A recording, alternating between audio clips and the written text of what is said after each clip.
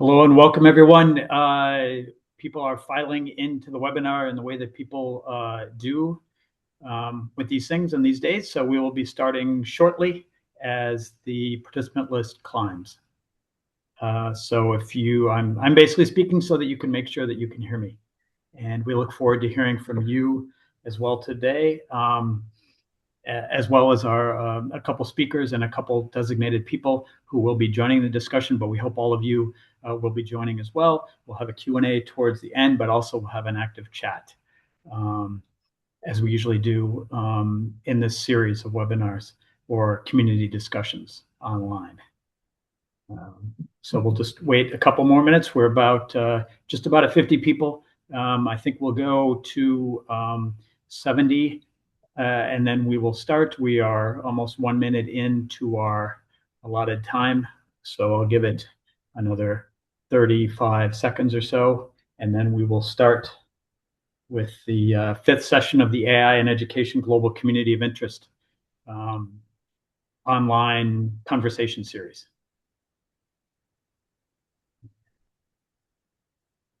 Hi, everyone. Sorry, I just got the link for the panelist. Excellent. Thank you. It's great to see you. It's great to see you, Maria. Hi, Alice. Nice to see you again. I'm Patty. Nice to see you. Oh, good to see you. Great. So we'll give it 30 seconds, 25 seconds, and then we'll start.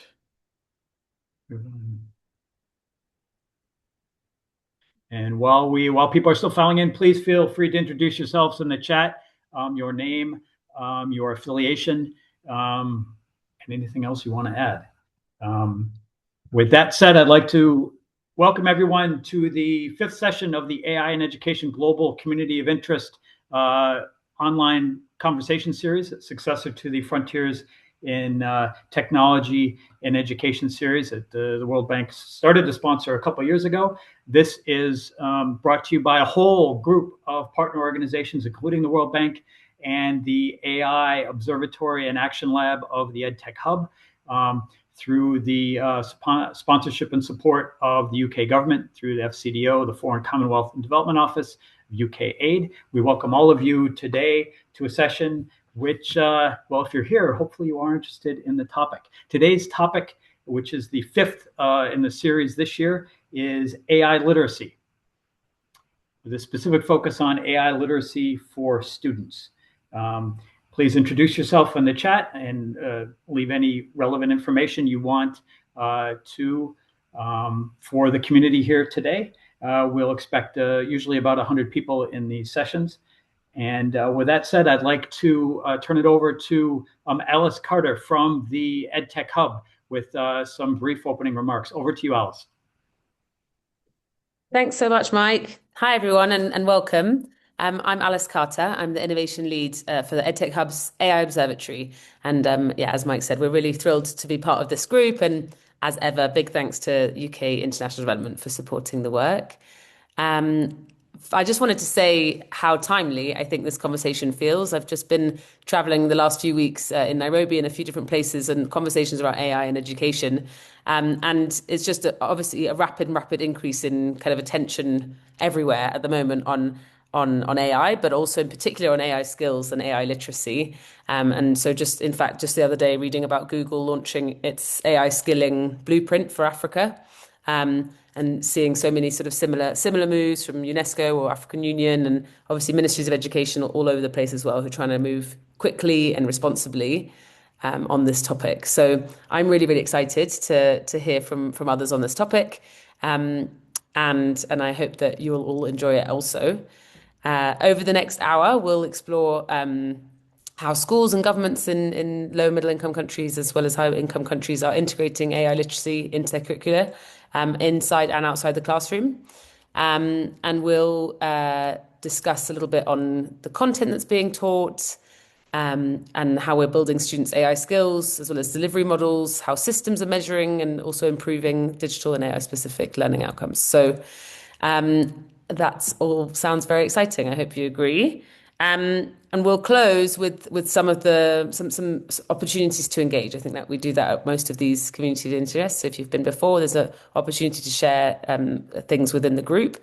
And at that time, I'll share an opportunity from the AI Observatory as well, which I hope you'll take part in. So very much looking forward to the discussion. I'll pass back to you, Mike, to lead us through this interesting conversation. And yeah, but one more shout out for the chat. Please do share your thoughts and your questions, because I'm always very excited to hear from the rich group of people we have here. Thank you. Thank you so much, Alice. So my name is Mike Turcano. I will be coordinating today's discussion. I'm coming to you from Doha in Qatar at the WISE Summit, the World Innovation Summit for Education.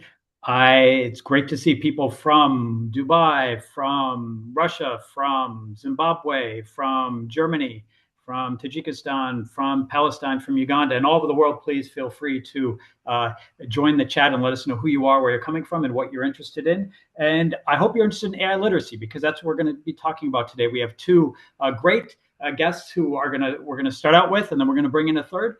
And I would like those folks quickly to introduce yourself. JP, could you please introduce yourself briefly before we get to the discussion?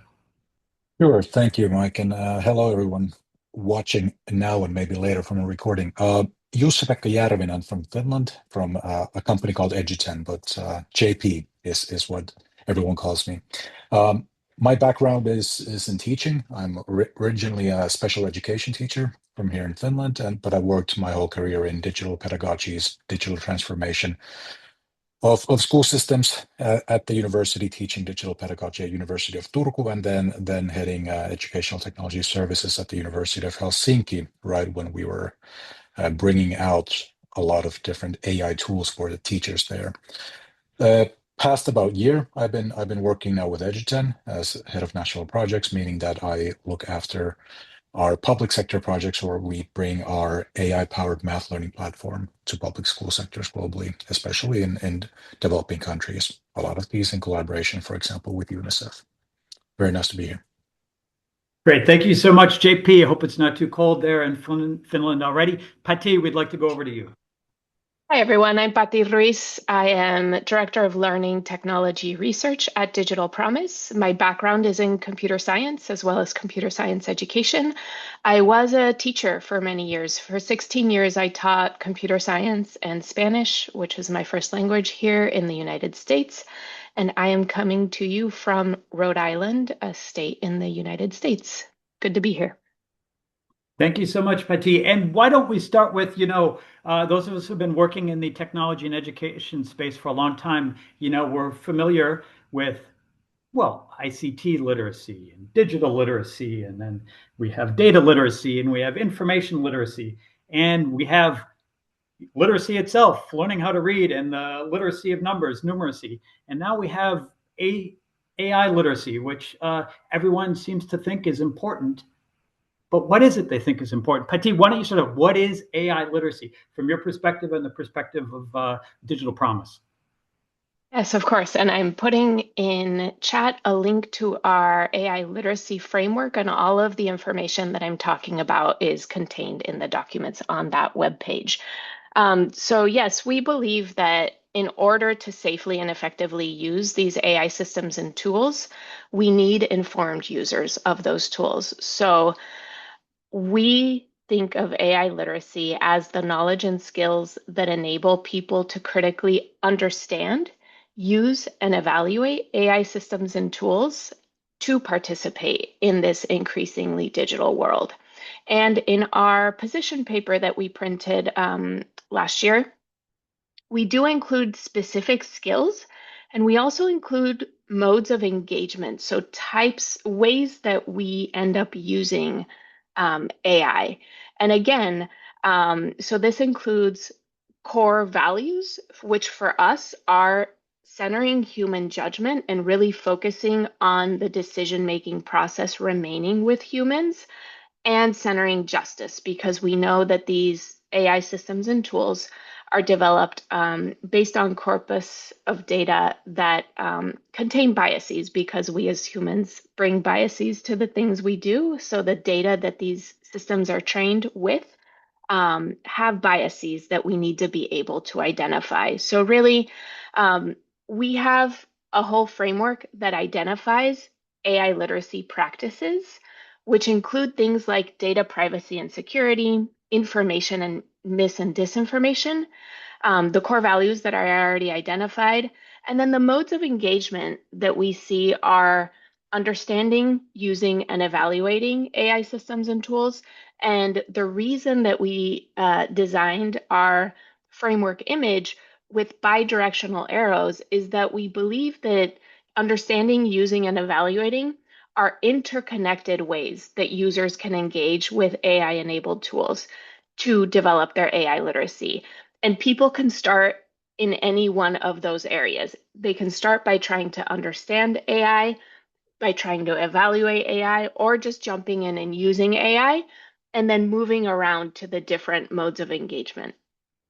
And then we also have direct purposes for which users engage with AI-enabled tools, and those are to interact, create, and problem solve. And Mike, like you said, these all draw from existing literacies and foundational skills. And we really heavily draw from things like digital citizenship, media literacy, computational thinking, and data literacy among the foundational 21st century skills. So we're drawing from foundational literacies and really do believe that it's important to connect these AI literacy skills to what's already existing in the curriculum and to those foundational skills that we've been attempting to develop for a very long time. Great. Thanks. Thank you so much, Patty. JP, how would you react to that? Does that align with your thinking, the thinking of EduTech, or what you see and experience with learners and teachers in Finland? Yes, well, Patty, of course, had a very thorough explanation already, but I'll sort of comment on that a little bit. I really like the thinking of understanding AI literacy as not something completely new, but as an extension of things that we have already been teaching children at various stages in their education regarding how to understand the world around them and act in that world as not only a consumer but also a co-creator in a sense when it comes to technology. AI being the latest, I guess, iteration to add onto that bunch of technology that we're surrounded by. And that's quite critical for young learners as well as adults to understand the implications that it poses. A thing that I didn't that is not always mentioned in AI literacy frameworks that I've seen that I really like also is the point of recognizing AI. Because now with I guess we can still say all the hype around AI, we're still very much focused in sort of the daily speak on large language models and what we perceive as AI being chatbots and things like this. But also bringing up the recognition that AI is actually something that most of us, including students, have been interacting with already sort of prior to large language models making some conversational AI an everyday tool. And understanding the implications that has and being able to recognize when AI is bringing some added value or something to a situation. It's not always added value. It can be something else. And when it's adding levels of complexity, for example, to understanding our how we interact with technology, when it's being used based on our usage data to steer us in a direction, be it on a platform for educational purposes or be it for marketing as an example. So sort of understanding and recognizing what AI as a whole means in society and in our surroundings, and then being able to act as a critical actor in that whole scheme is, I think, in my experience, also a really good angle to take, especially with students. Awesome. Thank you, JP. And we started to add some additional resources in the chat as well. Patty led off with the absolutely fantastic resource from Digital Promise, where they define and then break down and unpack what AI literacy is or can be. And also, we put into the chat a pretty foundational document that Patty and Digital Promise contributed to from the European Commission and the OECD, exploring what an AI literacy framework might mean in the European context and more globally. So you're welcome to look at those, as well as we'll be adding in additional information about some of the hype and some of what's real as well.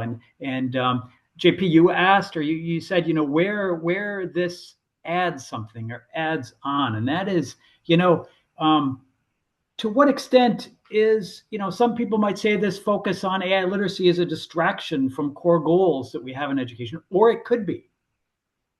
Other people would say that this focus is essential to actually help us achieve some of the core goals that we have in literacy and numeracy. But how do you see AI literacy working in concert with, or in opposition to, or in support of some of the other literacies and educational objectives we have in education? Where does this fit?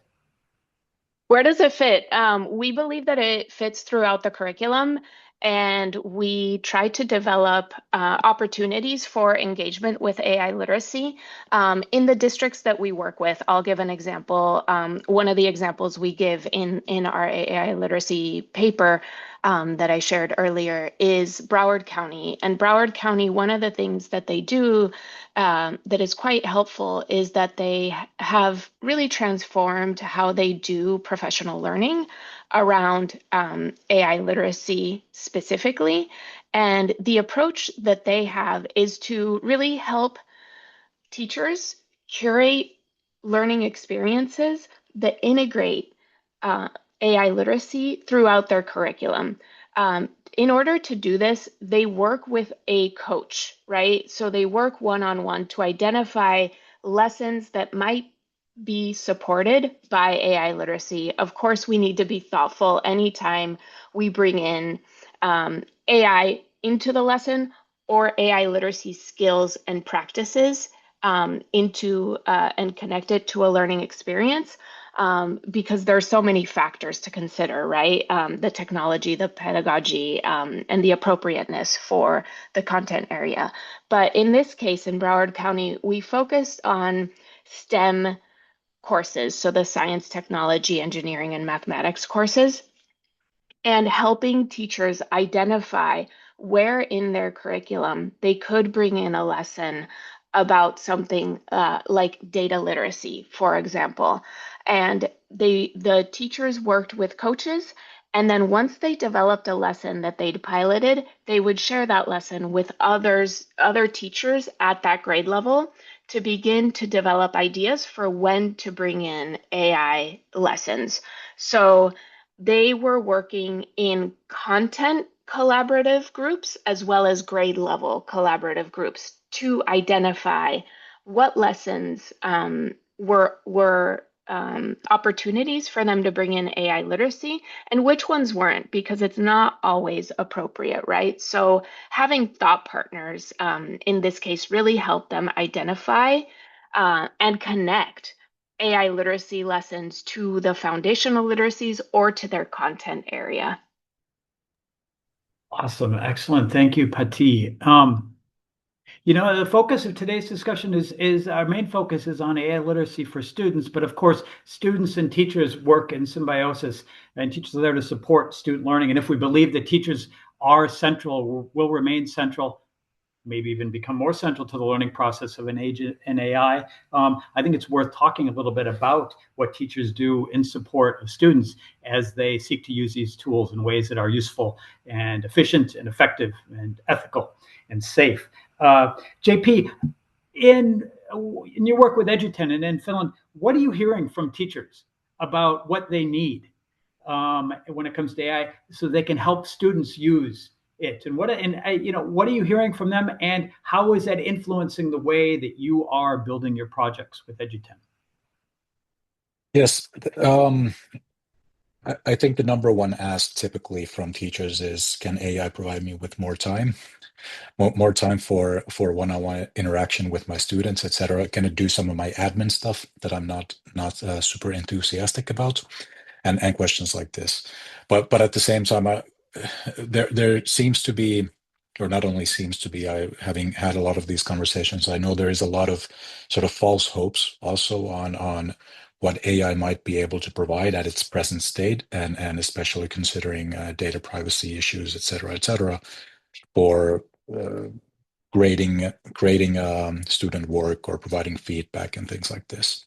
And I think it's extremely important that those of us who are working in the field of providing technologies to the classrooms, especially technologies that do somehow leverage AI, is that we take a very responsible stance in this, like we do, for example, at Edgerton, that we're not testing the efficacy of an AI tool based on, wow, this looks to be really promising. Let's put it to use in the classroom and hope it does what it promises to do. So sort of not delivering too much before we have evidence of it actually bringing added value, be it to the teacher or to the learner. And the way that we approach this, for example, in our philosophy and the way we design the product, is that we use, and we have been using, a lot of AI under the hood to really sort of go through the data and go through the analytics that we provide for the teachers. And we use the AI, both some LLM-based AIs, but some more traditional AIs, to give actionable data to the teacher, be it for differentiation or be it for spotting misconceptions from the group, or other things. And we tell the teacher that this is something that, based on the data, seems to be happening at the student level or in the classroom level. But we want the teacher to stay in the driver's seat, so they look at that data and they reflect back on, okay, looks like this student is struggling in their the concepts that we covered in math this week. But I happen to know that that student also maybe lost a pet, or they're having some trouble at home, or they're being bullied, or something that the AI doesn't understand, but the teacher does. So they can reflect then on what we tell them that should be done pedagogically for the learning of the student, and decide if it makes sense from a teaching perspective, or if they know that the student is actually not struggling, they're struggling to focus, they're not struggling to learn. So we provide data based on AI analysis for the teacher to then do what they feel best to do with. Of course, this varies in different countries and different markets and the level of the teacher, but we've steered away from doing things automatically without keeping the teacher in the loop, just because we know that any technology, regardless of how good it is, there's always that human element when we talk about teaching, and we want the teacher to be in that loop and be sort of assessing what the AI is telling them before putting it to practice on kids, especially.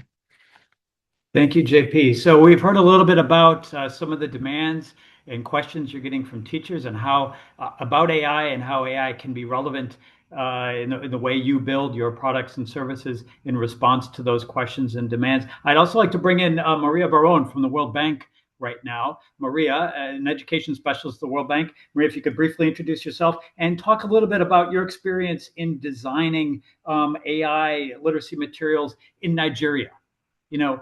What did you do and why? And what did you learn through the process? What do you think is important? Thanks a lot, Mike. And let me comment a little bit on the last question. I feel like when we are designing programs on AI literacy for students, it's a non-negotiable to also train the teachers, because who will support students when attaining these concepts? It is the teacher. So to design a really comprehensive AI literacy program at the school level, you need to focus on teachers and students. And this has been an approach that has been adopted and recommended by many experts from the start. Quite a lot of evidence as well in terms of AI literacy providing students that get the training on AI literacy less of a magical thinking that AI can do everything, and a more grounded expectation of what it can do and it cannot do. So the focus on potential and limitations are critical. And I wanted to mention that because that was my main goal when designing the materials for the Nigeria pilot. In case you have not heard about the Nigerian pilot, I will paste a link in the chat later, but I don't want to spend time discussing the program. I just want to say that it was an AI tutoring program that alongside teacher support aimed to improve English learning among secondary students in Edo, Nigeria. And to do this, we train the teachers over 3 days, and we also prepare materials for the students. And we relied on the teachers to support students during this whole process, which was 6 weeks. The main things I feel a great colleague and former colleague of the EdTech team, Alex Twino, when talking about digital literacy, he always put the picture of a blackboard and somebody drawing a computer in a blackboard. That is definitely not a way to learn digital literacy. So it is also not the way to learn AI literacy. You learn by doing. In many of the frameworks that Patty has working, the focus on being pragmatic and being hands-on is critical. You need to have a device. You need to practice it to be able to interrogate it. You need to focus also on the benefits, but also not shy away from teaching about the risks. It's about striking the right balance. Even for these students, 14 to 16, we didn't shy away from talking about the risk and how to mitigate them. There was many content available at that time, but there is much more now that was open source. So for us, it was critical to do 3 things with that open content. For example, Teach AI, Code.org had amazing videos, a lot of programs already produced on AI literacy. But for us, it was critical to contextualize it to the reality of Edo, Nigeria. To put references to specific culture, music, sports. Let's not forget that they are adolescents. The content being engaging, I think, should be a non-negotiable thing. We already know that adolescents prefer some sort of content, maybe short videos. So taking all of this into account, your audience is very important. Also trying to put some games in computer science education. For example, when you learn to code, you do many games. It can be very similar for AI literacy. I have seen some sample lesson plans that incorporate this approach, and I think this is the right way to do it. And I think also a focus on reflection and critical thinking are definitely important, because we know that if we just take for granted, we don't want the students or teachers who just copy paste results. We want the students who are able to understand, use, and evaluate the potentials and the limitations of AI. And to be able to do that, they need some good balanced content and a good overview of what AI can do and cannot do. So I would say from the practitioner's perspective, make it very contextually accurate, make it engaging, especially if you are focusing on students. And if you're focusing on teachers, something that JP mentioned, make it so that they feel is going to help their workflow, their day-to-day. And also, let's not think only top-down, let's think bottom-up. Let's co-design with teachers as well. Let's hear from students. I think this is critical, especially in contexts where you have a varied level already of digital literacy. So those would be my first reflections, Mike, in case you have other questions. Thank you so much, Maria. Thank you so much. You talked a little bit about what students hopefully should be able to do, or that we'd like students to do, and you started to draw a picture of what maybe an AI literate student looks like. Wondering, Patty, what do you think an AI literate student looks like, and how will we know? Sam Howe from the UK FCDO has asked, how do we know that this stuff is relevant? How do we know that it's relevant to the learning goals we have around literacy and numeracy? It's great if a student is AI literate, but does that make any difference? Well, maybe it's too early to know that, but what are some of the proxy measures maybe we could look for as we investigate that question? Mike, yes, you have already identified that it is very early right now for us to have robust measures of evaluating whether or not learners have developed AI literacy skills. So what we are doing now is providing guidance for learners themselves, as well as their teachers, for evaluating students' ability to enact these AI literacy skills. I'm going to give you an example out of Iowa City that is also in our paper that we describe. Iowa City believes that both teachers and students need a lot more guidance, guardrails, and examples in order to be able to enact AI literacy skills in practice.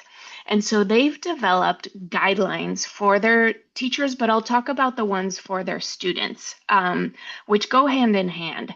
And for those, they post on every classroom this guidance around how students can learn. LEARN is how they spell out the acronym for their AI literacy skills. So the L stands for launch, where students are able to balance the use of AI or not using AI, so making decisions about whether or not to use AI systems and tools. The E stands for evaluating, where students can evaluate the quality and credibility of the AI outputs, because we know Gen AI is outputting synthetic outputs that need to be evaluated. The A is for acknowledging and recognizing when the outputs that they are reviewing are generated, and to think through the ethical implications of the intellectual property rights of the content that's being generated. Next, the R stands for responsible, and this is where the students learn about their responsibility in avoiding the use of AI-generated content when it's offensive, discriminatory, or for whatever other ethical concerns should not be used. And then they also remember with N, which stands for nameless, they learn to avoid sharing their own personally identifying information into these Gen AI systems and tools. And so that is a very simple rubric that Iowa City uses in order to help learners develop these skills across age groups, and that teachers can then use to help identify whether or not they are developing these practical AI literacy skills. Thank you so much, Petty. So that's some of starting to sketch out what an AI literate student, maybe some of the things that she can or should be able to do, or we hope to be able to help her along the path to be able to do those sorts of things. Everyone is welcome to continue submitting questions in the Q&A or revisions of your questions if you like, as well as to share information about initiatives you're working on, groups you work for, research that you've come across related to this topic in the chat, which is open to everyone. JP, Betty's talked about what an AI literate student looks like. What role do you see private companies, places like Edgerton, playing in helping to color in this picture, and specifically in working together with the communities that are involved here today, governments, researchers, folks from civil society? How do you see your place and the place of Edgerton in this community in helping to build this picture? A good and a difficult question. I wish I had a straightforward answer for you, but if we sort of go a couple step backs on the different literacies, what we've, for example, done in our content is that we focus on math, but we've injected a lot of computational thinking related stuff alongside that to sort of help build those skills with students, but also provide data about how those skills are being learned at the school and the system level. And when we work in the public school sector on national projects, we all, of course, always try to really collaborate with the ministries of education, for example, to identify what are things that they are trying to develop, increase, learn about, and where we can provide some value or data there. But if I sort of put on a different hat here for a second, what I was doing about a year ago was still working at the university level, focusing on this exact question. And Our approach there, and this is of course a little bit different when you're talking about learners who are adults by age, if not always at the emotional level, but still above 18 typically in universities, which puts some issues of data privacy in a little bit of a different light. We took the approach that we wanted to get safe tools in the teachers' and students' hands as soon as possible, which I like that that was also mentioned in the previous comments about the practical use. And then we try to really encourage the teachers to try, fail, make mistakes, but share your ideas with your colleagues to identify places where you see AI adding pedagogical value to what you're teaching and what you're doing in the classroom. Once you identify that, it becomes much easier for you to implement uh, use cases of AI to your students where they start receiving practical examples. There was the example shared, I believe, by Patty, if I'm not mistaken, of criticizing the outputs of the language models, for example. And we've seen several teachers put that to use where they write an essay using an LLM and have their students do like a peer review on that. One of my favorite use cases that I saw at the university level was for essay writing, where the teacher actually put together a weekly schedule that had two columns. One was what you're expected to do as a student, and how you're expected to use our large language model based tool to support you in that process. So you had to write and do ideas and write and create an essay, and you had to pass it through an LLM. So you had to get that feedback, you had to get new ideas, things like this. And at the end of that exercise, after several weeks of this back and forth, you had to, among other things, do a self-evaluation. How useful did you find the tool? What did you learn? How did it impact your learning and things like this? Of course, this with university students, it's a bit different to do than with fifth graders or third graders, for example. But when you scale down the complexity of a system like this, I believe this is a very good example of how you can actually do it in the classroom as well. With the, let's say, the prerequisite that you have access to tools that are either run locally or at the system level in a way that data privacy has been guaranteed, that it's safe to use it with underage students in the classroom.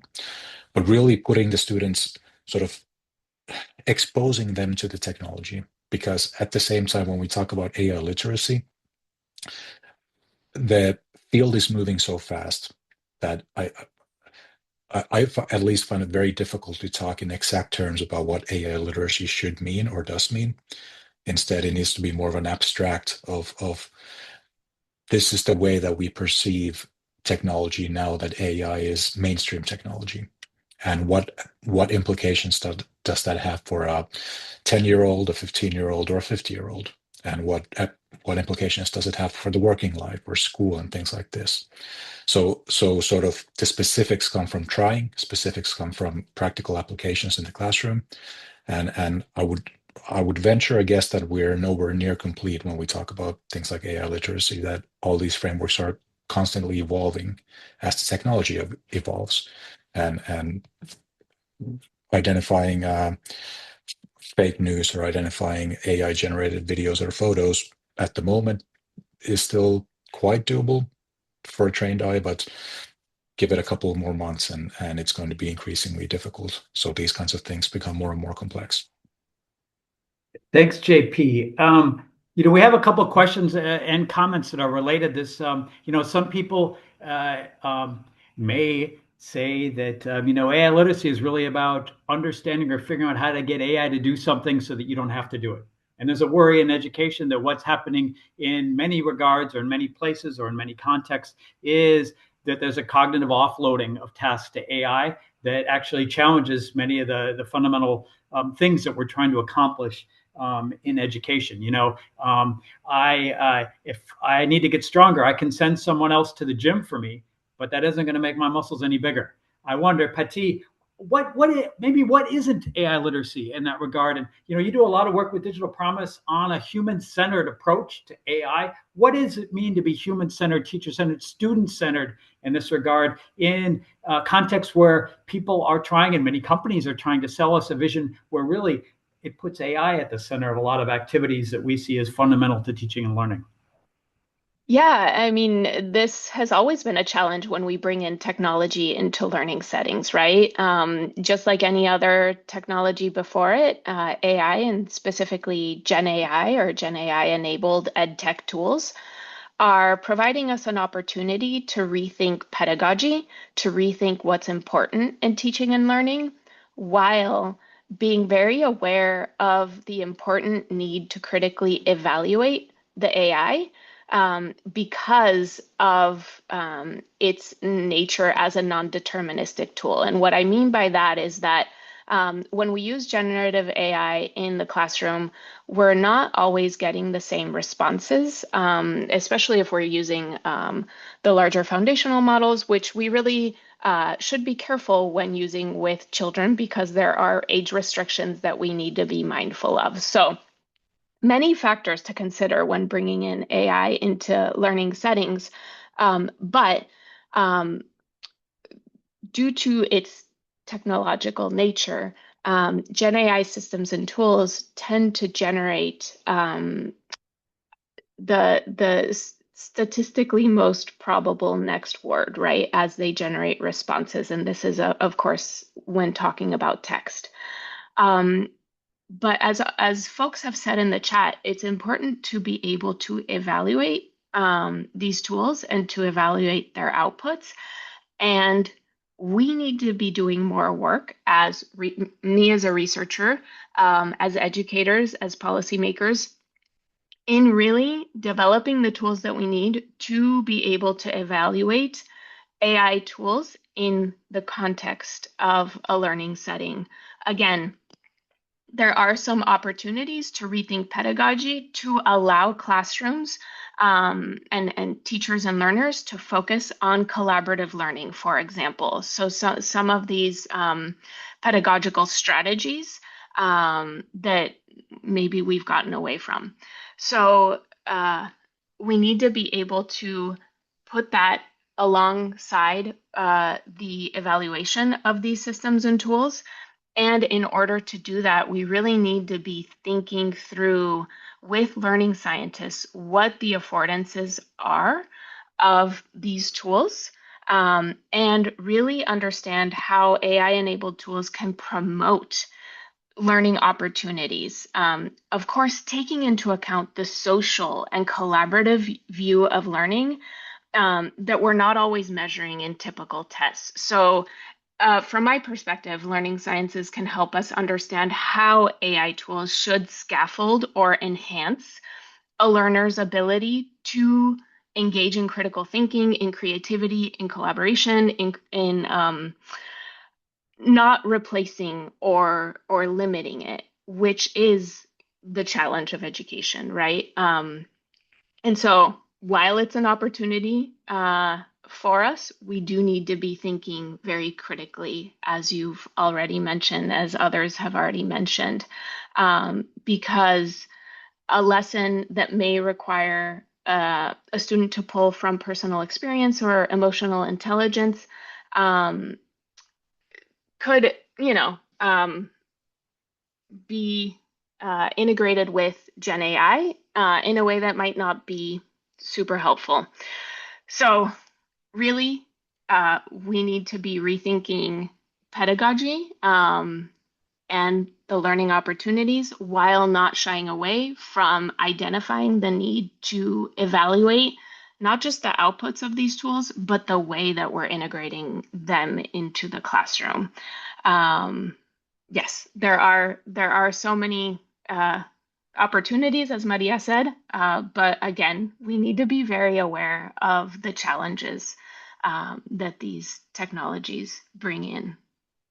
Thank you so much, Petty. And you mentioned what I think were, or at least a start to get at some of the potential guardrails that we might want to think about having in education related to the use of these tools. And I'd like to thank Jose Escamilla and John Morvik for bringing up this topic of cognitive offloading. Before we get perhaps back to that, I want to go to this issue. Well, I don't know if I'm going to the issue of guardrails, but thinking about what responsibilities or what opportunities for collaboration there are between government and the private sector and academia in thinking about what their roles are in support of the development of AI literacy related to the productive and ethical and safe use of these tools. The potential imposition of guardrails, either formally or officially or informally, and by just loose consensus. Where, Maria, are there opportunities for government and development partners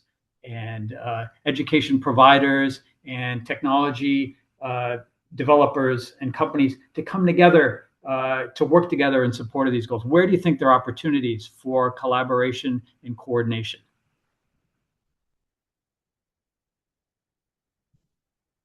Over to you, Maria. If you are still with us. There we go. Sorry, I had issues with my video. So collaboration, well, I see many interesting initiatives. Maybe, so one that Patty is very familiar with is the framework, the AI literacy framework prepared by the OECD and many organizations, right? If AI literacy starts being a skill that is measured through PISA, then it's going to send a signal to many education systems that this is something that should be incorporated as part of the curricula. Something that is really good from or that I particularly like from that framework is the fact that AI literacy should be across different topics. So not only not a standalone type of subject, but also across mathematics, across teaching other subjects. And I think making that actionable is important. Producing content for different age levels and so forth is an area where definitely there is a space to collaborate. We already see many private sector and even the big AI companies producing AI literacy and AI fluency courses. We see also Digital Promise, we see Code.org, we see Teach AI, producing open source contents, much more than when we were doing the Nigeria study, that there were some resources, but not as many as now. What we need to do, I think, more is think about something I mentioned before, the contextualization. A lot of this open content needs to be contextualized to the specific realities. And also, we know that in the global south, we still face problems with electricity, lack of devices, availability.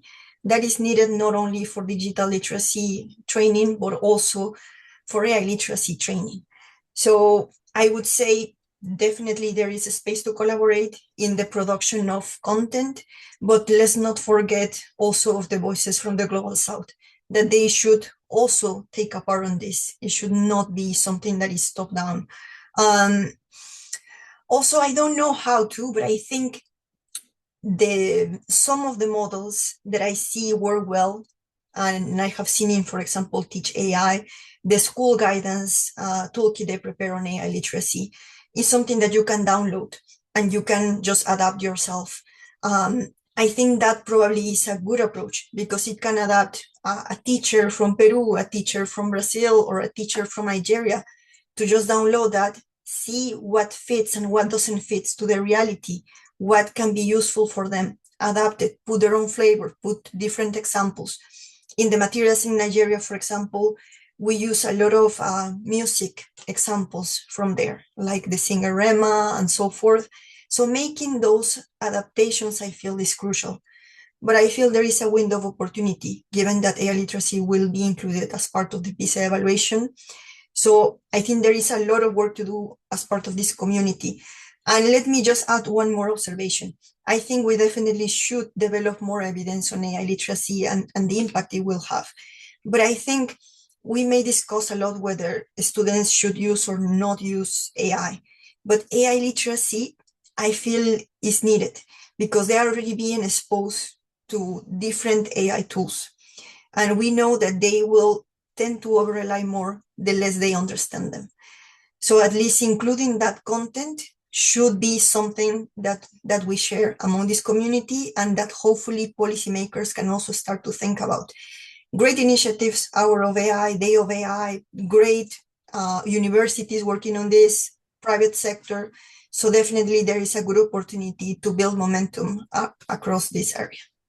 Thanks so much, Maria, and thank you to Michael Torrance and to Amira Marilla for raising questions around how can we work together, where there are areas for potential agreement and collaboration around, well, maybe guardrails around supporting AI literacy in various ways. And you mentioned, Maria, you mentioned that the OECD in the next round of PISA, the AI literacy is going to be there in some way. And Tigran Schmitz in the question had mentioned that, it's not that we have a problem of we don't have an idea what a framework is for AI literacy. Maybe we have too many frameworks and there are too many groups involved in here, and that may or may not be the case. That may be a problem. It may not be, but I'm wondering, if I may, Juliet, I don't know if Juliet Norman Smith, if from your perspective, I know UNICEF and UNESCO work closely together in a number of areas. Is there thinking in the international development partner community? How do you see AI literacy? Is there a specific approach or framework that you look to at your organization, or how are you thinking about this issue of proliferation of frameworks and definitions? Juliet, I don't know if you're still with us, but I thought I might jump out and see if you wanted to share a little about from your perspective. At the end, bringing in another voice from the community, if you're still with us. And if not, apologies for jumping on. I'd like to think about, as we move for sharing across and opportunities for sharing and collaboration across community, if I could go to our colleagues at the EdTech Hub to highlight some upcoming opportunities for collaboration around this topic. If that's over to you, I don't know if that's over to you, Alice, but or Tyler, or someone from the EdTech Hub or the AI Observatory there, to highlight some potential areas of opportunity going forward for collaboration. Yeah, thanks, Mike. Hi, everyone. Yeah. As I promised at the beginning, we'd share a little bit about some AI Observatory, new tools, new opportunities. And yeah, it's definitely part of this conversation on AI literacy, as well as the broader conversation around AI in education or education in the age of AI. And so much, yeah, just thank you to everybody who's spoken today, and I so enjoyed the conversation. Let me just not take too long on this. I just wanted to share a little bit about what we're doing. The kind of core purpose of the AI Observatory is to help decision makers to navigate this moment in time. And exactly like you just said, Mike, you kind of summarized that nicely. You're saying, do we not have enough frameworks, or do we have too many frameworks? People say, is there in fact too much information for people to possibly pass? I think that's a big issue for decision makers who are trying to stay ahead and to stay involved in this conversation. So we're developing a new suite of AI-powered tools, the goal being to help education decision makers to identify emerging trends in AI, anticipate challenges, and to take informed action. And so what is making this different from the kinds of tools that we've done in the EdTech Hub before, or the kinds of things we're publishing on the EdTech Hub, is trying to combine the speed of AI with the contextual insight of people who actually understand education systems in the global south as well. So we're looking to develop things that can help you find examples of the latest AI developments that are relevant to global south education, but also to help analyze trends, to spot patterns, things that might be shaping the developments in your region, and using kind of horizon scanning and web scraping methods to do just that, as well as tools that can help you to test strategies and to think through future scenarios. So thinking about how you might be able to, like I say, map out different future scenarios, identify what you could do now that might shape a better outcome. So if that sounds interesting, what we're offering right now is early access to these tools before we do full public release in 2026. So as part of the early access phase, you might have guessed, we're inviting you to use the tools first and provide feedback, so to help us to make those tools a bit better. It's optional, so if you don't let that influence if you access the tools, it's optional to provide feedback. But if you do provide the feedback, it'll obviously be incredibly useful to us, because it'll help us refine these tools to make sure it's really meeting the needs of decision makers in this moment in time. So I think my colleagues are going to share links in the chat if they haven't already, so you can sign up.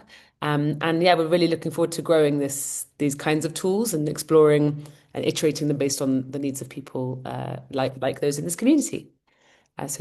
So I hope that you will click the link. Thank you very much. Thank you very much, Alice. And as we wind to a close, I want to, before people start to log off, I want to remind people this is the fifth session in this calendar year of this community, AI and Education Global Community of Interest. We'll have another one in December, which will be announced shortly. We have a whole set of topics, and we maybe previewed some of those and some of the things we put in the chat, but we welcome your guidance and advice and suggestions on where we might take this conversation in ways that are useful to you, as well as ideas for potential folks who can join us as we dive into a little bit more deeply into specific topics or specific geographies. This group is especially interested not only in general experiences, but specific experiences in specific places around the world, from some of the most advantaged, richest communities around the world, and some of the communities that have the most challenges and have the least resources. How and where is this topic relevant to them as they seek to address, in some cases, some new, but in many cases, some seemingly intractable long-term challenges that we've had in education that are, if you will, which are evergreen. Certainly the community of folks that we have joining us today, as in other weeks, we have, it looks like, at least about 40 different countries from around the world, and we appreciate all of you taking time out of your schedule to join us. With that said, if you would have just 3 sentences, JP, to take us to the end, what message would you like to share with people about the importance of AI literacy? And then I'll go to Pati.